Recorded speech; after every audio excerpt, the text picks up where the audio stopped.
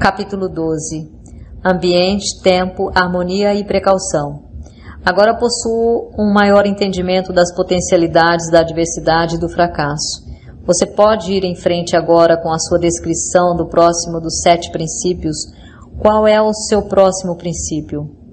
O próximo princípio é a influência do ambiente. Vá em frente e descreva o princípio de como funcionam as influências do meio como fatores determinantes nos destinos humanos. O ambiente ou meio, como também pode ser chamado, consiste de todas as forças mentais, espirituais e físicas que afetam ou influenciam os seres humanos. Que conexão existe, se é que existe, entre as influências do meio e o ritmo hipnótico? O ritmo hipnótico solidifica e faz com que se tornem permanentes os hábitos de pensamento dos seres humanos. Hábitos de pensamento são estimulados por influências do meio. Em outras palavras, os recursos que alimentam o pensamento vêm do ambiente que está à volta da pessoa.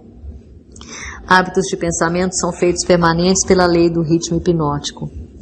Qual a parte mais importante do meio em que uma pessoa vive, a parte que determina, mais do que todas as outras, se um indivíduo faz uso positivo ou negativo de sua mente? A parte mais importante do meio de uma pessoa é aquela criada pela associação dessa pessoa com outros. Todas as pessoas absorvem e acabam assumindo para si, seja consciente ou inconscientemente, os hábitos de pensamento daqueles com os quais eles se associam intimamente. Você quer dizer com isso que o contato constante com uma pessoa cujos hábitos de pensamento são negativos influencia a pessoa a formar também hábitos de pensamentos negativos? Sim, a lei do ritmo hipnótico força cada ser humano a forçar hábitos de pensamento que se harmonizam com as influências dominantes do seu ambiente, principalmente a parte do ambiente criada pela associação com outras mentes. Então é importante que a pessoa selecione com muita cautela aqueles que serão seus associados? Sim. Os associados que se relacionam intimamente com a pessoa devem ser escolhidos com tanto cuidado quanto a pessoa escolhe a comida com a qual ela alimenta o seu corpo, mantendo sempre em mente o objetivo de que ela deve associar-se com pessoas cujos pensamentos dominantes são positivos, amigáveis e harmoniosos. Que classe de associados tem a maior influência sobre uma pessoa? Os associados que mais exercem influência sobre uma pessoa são o parceiro no casamento, que por sua vez compartilha a casa, e os associados nas ocupações profissionais. Após isso vêm os amigos íntimos e os conhecidos.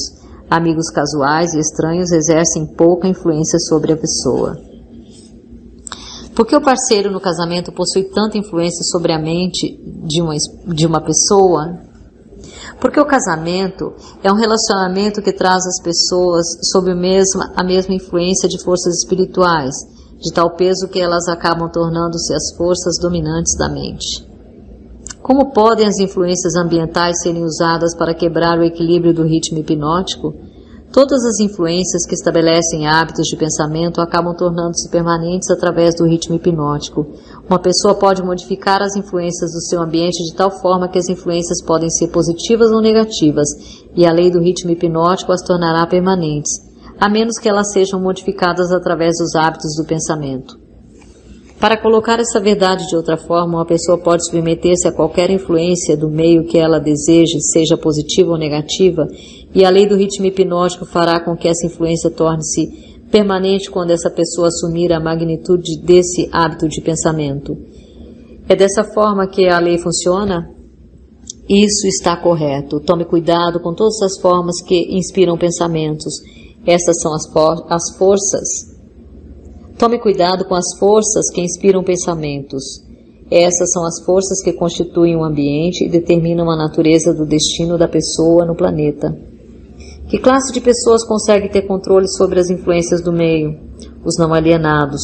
Todos aqueles que são vítimas do hábito da alienação perdem a sua força para escolher o seu próprio ambiente. Eles tornam-se vítimas de cada influência negativa do seu meio.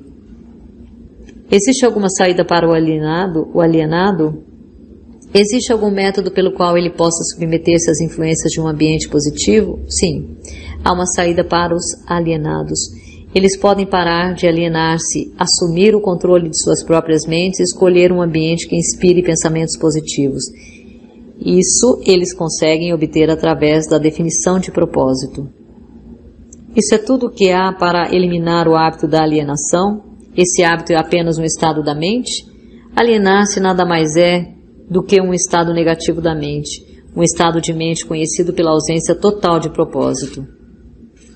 Qual o procedimento mais efetivo que uma pessoa pode conseguir para estabelecer um ambiente que seja útil para desenvolver e manter hábitos de pensamentos positivos? O mais efetivo de todos os ambientes é aquele pelo qual um grupo de pessoas cria uma aliança amigável, que os obrigará a auxiliar um ao outro no alcance de um objetivo, através de um propósito definido. Esse tipo de aliança é conhecida como mastermind.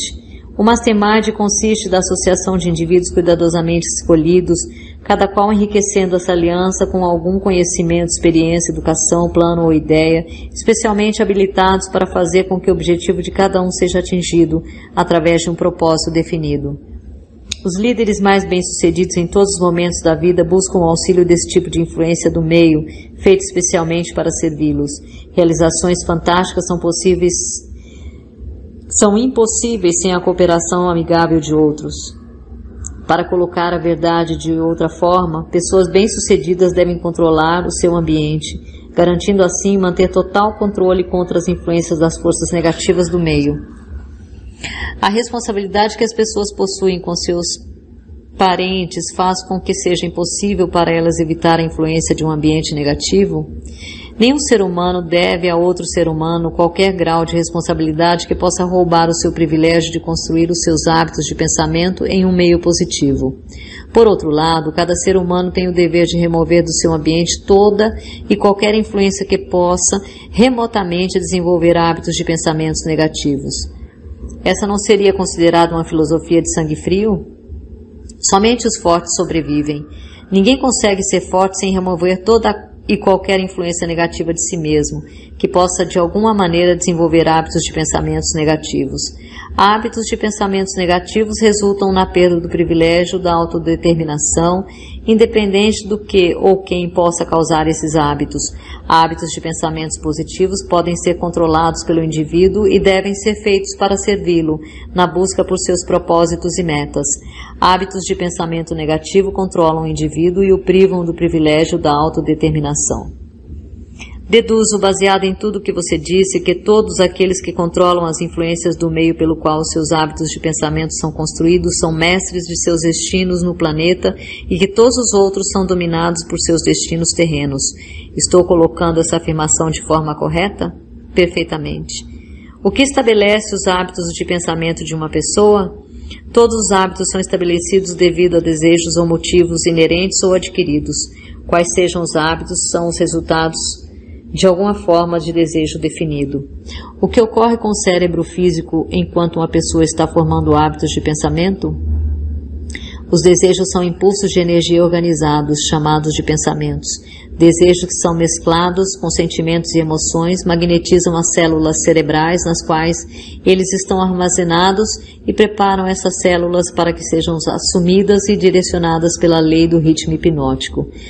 Quando qualquer pensamento aparece no cérebro ou é criado lá e é misturado com os sentimentos puros da emoção do desejo, a lei do ritmo hipnótico começa a agir. De uma vez por todas, começa a traduzir isso no seu equivalente físico. Pensamentos dominantes, que por sua vez agem inicialmente pela lei do ritmo hipnótico, são aqueles que estão mesclados com os desejos mais profundos e com os mais intensos sentimentos envolvidos. Hábitos de pensamento são estabelecidos pela repetição dos mesmos pensamentos. Quais são os motivos ou desejos que mais impelem e inspiram a ação do pensamento? Os 10 motivos mais comuns que mais inspiram pensamentos voltados para ações são estes: o desejo por sexo e amor, o desejo por alimento, o desejo por autoexpressão espiritual, mental e física, o desejo pela perpetuação da vida após a morte, o desejo por poder sobre outros, o desejo por riquezas materiais, o desejo por conhecimento, o desejo de imitar outros, o desejo de se sobressair sobre outros, os 7 medos básicos. Esses são os motivos principais que inspiram a maior parte de todas as ações humanas. E os desejos negativos, tais como a ganância, a inveja, a avareza, o ciúme e o rancor, esses sentimentos negativos não são expressados mais frequentemente do que qualquer um dos sentimentos positivos? Todos os desejos negativos não são nada exceto frustrações de desejos positivos. Eles são inspirados por alguma forma de derrota, fracasso ou negligência por parte dos seres humanos em se adaptarem às leis da natureza de forma positiva. Esse é um novo ponto de vista nessa questão dos pensamentos negativos. Se estou entendendo o que você disse, todos os pensamentos negativos são inspirados pela negligência ou fracasso de uma pessoa em se adaptar harmoniosamente às leis da natureza. Isso está correto? Isso está corretíssimo. A natureza não tolerará quaisquer inatividades ou vácuos de qualquer tipo. Todo o espaço deve ser, e na verdade é preenchido com alguma coisa. Tudo nessa existência, tanto de natureza física como espiritual, deve ser e estar em constante movimento. O cérebro humano não é exceção a essa regra. Ele foi criado para receber, organizar, especializar-se e expressar o poder do pensamento. Quando um indivíduo não usa o cérebro para a expressão de pensamentos criativos e positivos, a natureza preenche o vácuo, forçando-o a agir em cima de pensamentos negativos. Não pode haver indolência ou inatividade no cérebro. Entenda esse princípio e você terá um novo e importante entendimento sobre as influências que o ambiente exerce nas vidas dos seres humanos. Você entenderá melhor também como a lei do ritmo hipnótico opera, sendo ela a lei que mantém tudo e todos em constante movimento, através de alguma forma de expressão, tanto de princípios negativos como positivos. A natureza não está interessada nesse tipo de moral. Ela não está interessada no certo ou no errado. Ela não está interessada na justiça ou na injustiça. O seu interesse é unicamente de forçar tudo a expressar a ação de acordo com a sua natureza. Essa é uma interpretação muito reveladora da forma como a natureza se comporta. A quem devo solicitar corroboração das suas afirmações? Aos homens de ciências, aos filósofos, a todos os pensadores deste mundo. Por último, às manifestações físicas da própria natureza. A natureza não possui nada parecido com matéria morta. Cada átomo da matéria está em constante movimento. Toda energia movimenta-se contínua e constantemente. Não existem espaços vazios em lugar algum. O tempo e o espaço são literalmente manifestações do movimento, com tal grandeza de velocidade que não pode ser medida pelos seres humanos. Por tudo que você está dizendo, uma pessoa é forçada a concluir que as fontes de conhecimento são chocantemente limitadas. As fontes desenvolvidas de conhecimento são limitadas. Todo o cérebro de um adulto normal é um portal em potencial para todo o conhecimento que existe através dos universos.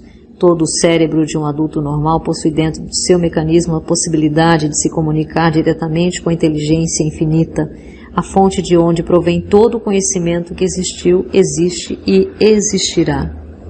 A sua afirmação me leva a crer que todos os seres humanos podem tornar-se aquilo que chama de Deus. É isso que você quer dizer? Através da lei da evolução, o cérebro humano está sendo aperfeiçoado para comunicar-se automaticamente com a inteligência infinita. A perfeição virá através do desenvolvimento organizado do cérebro, através de sua adaptação às leis da natureza. O tempo é o fator que trará a perfeição. O que causa ciclos de eventos recorrentes tais como epidemias de doenças, crises econômicas, guerras e ondas de crimes? Todas as epidemias nas quais um grande número de pessoas é afetado de maneira similar são causadas pela lei do ritmo hipnótico, através da qual a natureza consolidada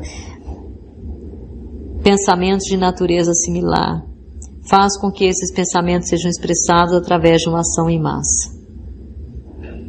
Então a grande crise econômica foi colocada em ação devido ao grande número de pessoas que foram influenciadas a liberarem pensamentos de medo? Isso está correto? Perfeitamente. Milhões de pessoas estavam agindo para conseguir alguma coisa em troca de nada, através da aposta no mercado financeiro. Quando elas de repente descobriram que tinham conseguido nada por alguma coisa, elas se aterrorizaram, correram para os seus bancos e retiraram seus dinheiros. E o pânico estava instalado, através do pensamento em massa de milhões de mentes, todos pensando em termos de medo e da pobreza. A crise prolongou-se por alguns anos. Pelo que você está dizendo, deduzo que a natureza consolida os pensamentos dominantes das pessoas e os expressa através de alguma forma de ação em massa, tais como crises econômicas, momentos de euforia nos negócios e assim por diante. Isso está correto? Você está com a ideia certa. Vamos agora para o próximo dos 7 princípios. Vá em frente e o descreva. O próximo princípio é o tempo, a 4ª dimensão. Qual a relação que existe entre o tempo e o funcionamento da lei do ritmo hipnótico? O tempo é a lei do ritmo hipnótico. O lapso de tempo necessário para dar permanência aos hábitos de pensamentos depende principalmente do objeto e da natureza dos pensamentos. Mas entendi pelo que você disse antes que a única coisa permanente na natureza é a mudança. Se isso é verdade, então o tempo está constantemente mudando, rearranjando-se e recombinando todas as coisas, incluindo os hábitos de pensamento das pessoas. Como então poderia a lei do ritmo hipnótico dar permanência aos hábitos de pensamento de uma pessoa? O tempo divide todos os hábitos de pensamento em 2 classes, pensamentos negativos e pensamentos positivos. Os pensamentos de um indivíduo estão constantemente modificando-se e sendo recombinados para se adequarem aos desejos desse indivíduo, mas os pensamentos não mudam do positivo para o negativo ou vice-versa, exceto através do esforço voluntário por parte do indivíduo. O tempo penaliza o indivíduo por todos os pensamentos negativos e o recompensa por todos os pensamentos positivos, de acordo com a natureza e o propósito dos pensamentos. Se os pensamentos dominantes de uma pessoa são negativos, o tempo penaliza o indivíduo construindo em sua mente o hábito do pensamento negativo, e então ele procede para solidificar esse hábito em um ato permanente, durante cada segundo de sua existência. Os pensamentos positivos são da mesma forma, construídos pelo tempo e acabam tornando-se hábitos permanentes. O termo permanência, é claro, refere-se à vida natural do indivíduo. Literalmente falando, nada é permanente. O tempo converte hábitos de pensamento naquilo que pode ser chamado permanência durante a vida do indivíduo. Agora possuo um entendimento melhor de como o tempo trabalha. Quais outras características possui o tempo em conexão com o destino dos seres humanos na Terra? O tempo é o tempo que influencia a natureza, através da qual as experiências humanas podem ser amadurecidas em sabedoria.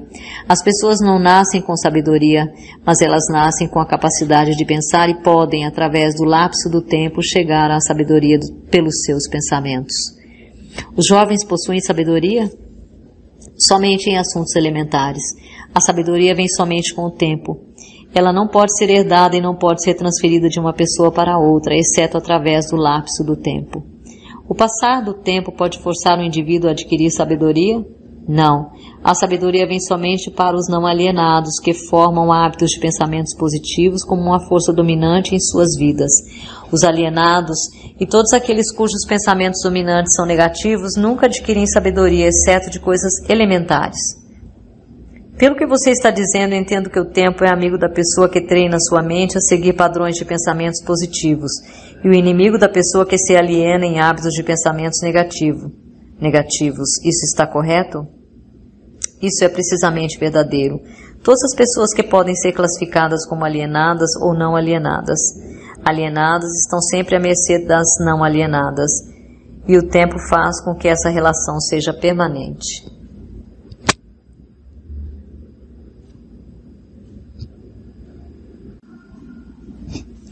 Você quer dizer que, se eu me alienar ao longo da minha vida sem propósito ou objetivo definido, o não alienado pode tornar-se meu mestre e o tempo serve somente para dar ao não alienado uma vantagem mais forte e mais permanente sobre mim? Corretamente.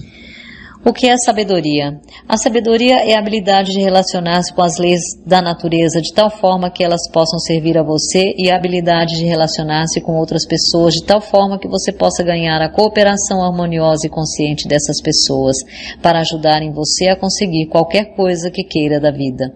Então, conhecimento acumulado não é sabedoria? Céus, não. Se conhecimento fosse sabedoria, as realizações da ciência não seriam convertidas em instrumentos de destruição. O que é necessário para converter conhecimento em sabedoria? Tempo mais o desejo por sabedoria. A sabedoria nunca pode ser imposta a uma pessoa, ela é adquirida, se é que é adquirida pelo pensamento positivo através de um esforço voluntário e pessoal. É seguro para todas as pessoas ter conhecimento? Nunca é seguro para qualquer pessoa ter um conhecimento extensivo sem sabedoria. Em que idade a maioria das pessoas começa a adquirir sabedoria? A maioria das pessoas que adquire sabedoria o faz após ter passado a idade dos 40 anos. Antes desse período, a maioria das pessoas está muito ocupada angariando conhecimentos e os organizando em planos, em vez de gastar o tempo no esforço em conseguir sabedoria. Qual circunstância da vida que é mais apta para levar uma pessoa a adquirir sabedoria? A adversidade e fracasso. Essas são as linguagens universais que a natureza se utiliza para transmitir sabedoria a todos aqueles que estão preparados para recebê-la. A adversidade e o fracasso sempre trazem sabedoria? Não, somente para aqueles que estão prontos para receber a sabedoria e voluntariamente procuram por ela. O que determina o quão pronta está uma pessoa para receber a sabedoria? O tempo e a natureza dos hábitos de pensamento. Conhecimento adquirido recentemente equivale-se a conhecimento já testado e comprovado? Não. Conhecimento testado através do intervalo do tempo sempre é superior àquele que é recentemente adquirido. O tempo dá ao conhecimento a definição em termos de qualidade, quantidade e confiabilidade. Nunca se pode ter certeza de um conhecimento que não tenha sido testado. O que é um conhecimento confiável? É o conhecimento que se harmoniza com a lei natural, o que significa que é baseado em pensamentos positivos. O tempo modifica e altera os valores do conhecimento? Sim, o tempo modifica e altera todos os valores. Aquilo que é conhecimento apurado hoje pode tornar-se nulo e inválido amanhã, devido ao rearranjo do tempo, dos fatos e valores. O tempo modifica todos os relacionamentos humanos para melhor ou para pior, dependendo da forma pela qual as pessoas se relacionam umas com as outras. No domínio dos pensamentos existe um momento em que é próprio para semear as sementes destes e existe um momento próprio para fazer a colheita deles. Da mesma forma como existe um momento correto para plantar e para colher no solo da terra. Sem a medição adequada do tempo entre a semeadura e a colheita, a natureza modifica ou retém as recompensas da semeadura. Vá em frente agora e descreva os dois últimos dos 7 princípios. O próximo princípio é a harmonia. Observando-se toda a natureza, pode-se encontrar provas de que toda a lei natural acontece de maneira ordenada através da lei da harmonia. Por meio do funcionamento dessa lei, a natureza força tudo o que estiver dentro dos limites de um determinado ambiente a relacionar-se de forma harmoniosa. Entenda essa verdade e você terá uma nova e intrigante visão da força do ambiente. Você entenderá porque a associação com mentes negativas é fatal para todos aqueles que estão em busca da autodeterminação. Você quer dizer que a natureza voluntariamente força os seres humanos a se harmonizarem com as influências do seu meio? Sim, isso é verdade. A lei do ritmo hipnótico impõe a força sobre cada ser humano as influências dominantes do ambiente em que ele vive. Se a natureza força os seres humanos a sofrerem a influência do ambiente em que eles vivem, que meios disponíveis existem para eles escaparem de um ambiente de fracasso e pobreza quando, na verdade, eles desejam fugir desse meio? Eles devem mudar imediatamente desse ambiente ou permanecerão orientados e envoltos pela pobreza. A natureza não permite que ninguém escape das influências do seu ambiente. Contudo, a natureza, em sua abundante sabedoria, dá a cada ser humano o privilégio de estabelecer o seu próprio ambiente mental, espiritual e físico. Entretanto, uma vez que ele tenha escolhido o seu ambiente, invariavelmente ele acabará se tornando parte dele. Esse é o funcionamento inexorável da lei da harmonia. Em uma associação com fins comerciais, por exemplo, quem estabelece a influência dominante que determina o ritmo do ambiente? O indivíduo ou os indivíduos que pensam e agem com definição de propósito. É simples assim? Sim, a definição de propósito é o ponto de partida pelo qual o indivíduo deve estabelecer o seu próprio ambiente. Acho que não consegui acompanhar bem o seu raciocínio. O mundo inteiro está dividido pela guerra e pelas crises econômicas e ainda outras formas de crises e rixas que podem representar qualquer coisa exceto a harmonia. A natureza não parece estar forçando as pessoas a se harmonizarem uns com os outros. Como você explica essa inconsistência? Não há inconsistência. As influências dominantes do mundo são, como você diz, negativas. Muito bem. A natureza está forçando os seres humanos a se harmonizarem com as influências dominantes do ambiente do mundo. Manifestações de harmonia podem ser tanto positivas quanto negativas. Por exemplo, um grupo de homens em uma prisão pode, e eles geralmente pensam e agem de maneira negativa, mas a natureza faz com que a influência dominante da televisão seja impressa em cada indivíduo que está presente nela. Um grupo de pessoas orientadas para a pobreza e que vivem em apartamentos podem lutar contra si mesmo e aparentemente resistir a todas as formas de harmonias, mas a natureza faz com que cada um torne-se uma parte da influência dominante da casa em que eles vivem. A harmonia da forma como o seu significado está sendo utilizado aqui quer dizer que a natureza interrelaciona todas as coisas que são similares através de todos os universos. As influências negativas são forçadas a associarem-se umas com as outras, não importando onde elas possam estar.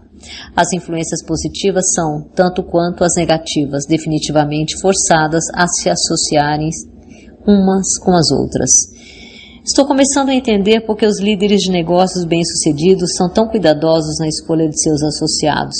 Homens bem-sucedidos em quaisquer ramos geralmente estabelecem o seu próprio ambiente cercando-se de pessoas que pensam e agem em termos de sucesso. Essa é a ideia? Essa é exatamente a ideia.